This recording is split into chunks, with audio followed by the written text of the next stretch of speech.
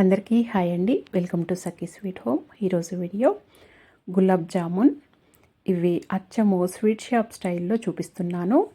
అదే విధంగా ఉంటాయి టేస్ట్. అండ్ ఇవి పగులు లేకుండా, లోపట పచ్చిగా లేకుండా చాలా రుచిగా, నోట్లో వెన్నెలా కరిగిపోయినట్టు చాలా బాగుంటాయి. జ్యూసీగా ఈ విధంగా ట్రై చేయండి.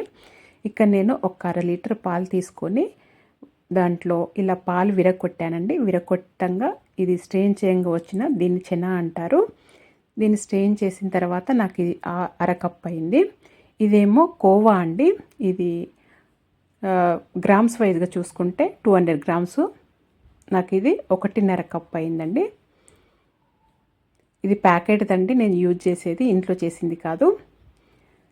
ఈ చెనా అండ్ ఈ కోవా 2 వేసుకొని ఇలా మిక్సీ పట్టుకోవాలి. లేదా మీరు ఒక ప్లేట్లో వేసుకొని ఇలా స్మూత్గా గట్టిగా ప్రెస్ చేస్తూ అయినా కలుపుకోవచ్చు. నేనైతే చేతికి శ్రమ లేకుండా మిక్సీలో వేసి ఇలా పట్టానండి. స్మూత్గా పట్టిన తర్వాత దీంట్లో ఒక 1/2 టీ స్పూన్ బేకింగ్ పౌడర్ వేసుకోవాలి. వేసుకొని మంచిగా కలుపుకొని, ఇక్కడ నేను మైదా తీసుకున్నానండి. మీరు వీట్ ఫ్లోర్ గోధుమ పిండి అయినా వేసుకోవచ్చు.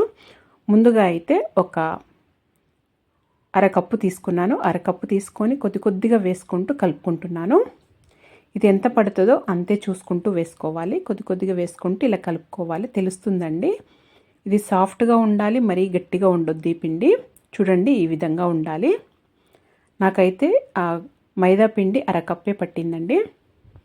ఇలా కలుపుకున్న తర్వాత మూత పెట్టేసి పక్కన పెట్టుకోవాలి.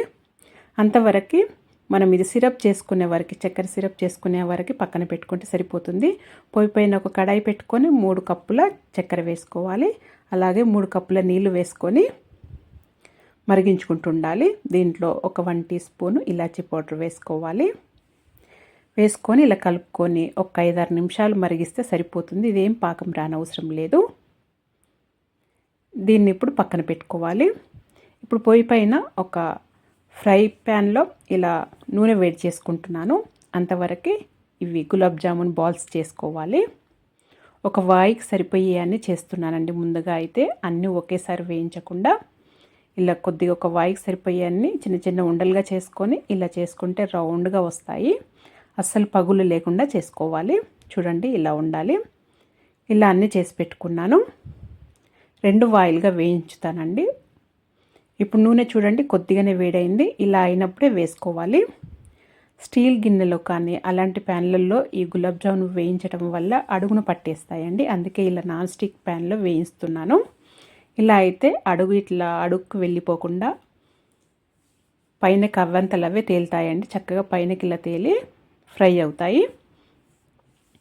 స్ట్రెయినర్ని ఇలా అనుకుంటూ మంచిగా ఫ్రై చేసుకోవాలండి. హై ఫ్లేమ్లో అస్సలు ఫ్రై చేయొద్దు. లో టు మీడియం ఫ్లేమ్లోనే ఫ్రై చేయాలి.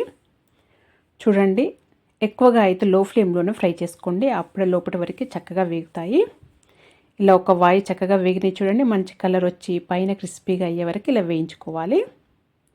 ఇప్పుడు ఈ గులాబ్ జామున్ బాల్స్ని ఈ వేడిగా ఉన్న సిరప్లోనే వేయాలండి. చల్లారిన తర్వాత వేయకూడదు. చల్లారిన తర్వాత వేస్తే ఆ షుగర్ సిరప్ అనేది గులాబ్ జామున్ బాల్స్ పీల్చుకోవు.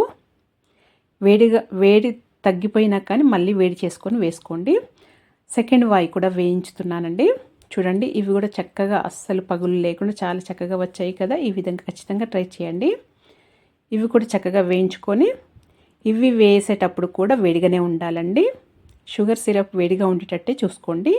ఈ బాల్స్ కూడా వేడిగా ఉన్నవి వేస్తేనే చక్కెర సిరప్ అనేది మంచిగా పీల్చుకుంటాయి, చాలా సాఫ్ట్గా అవుతాయి. అన్ని ఇలా వేసుకొని అంతా ఇలా ఒకసారి కలుపుకొని ఒక అరగంట పాటు పక్కన పెడితే సరిపోతుందండి. ఎక్కువ అవసరం కూడా లేదు. తర్వాత తీసి సర్వ్ చేసేసుకోవటమే. ఈ విధంగా ఒకసారి మీరు కూడా ట్రై చేయండి. చాలా అంటే చాలా బాగుంటుంది. కనుక ఈ వీడియో నచ్చినట్టయితే లైక్ చేయండి, షేర్ చేయండి, సబ్స్క్రైబ్ చేసుకోండి.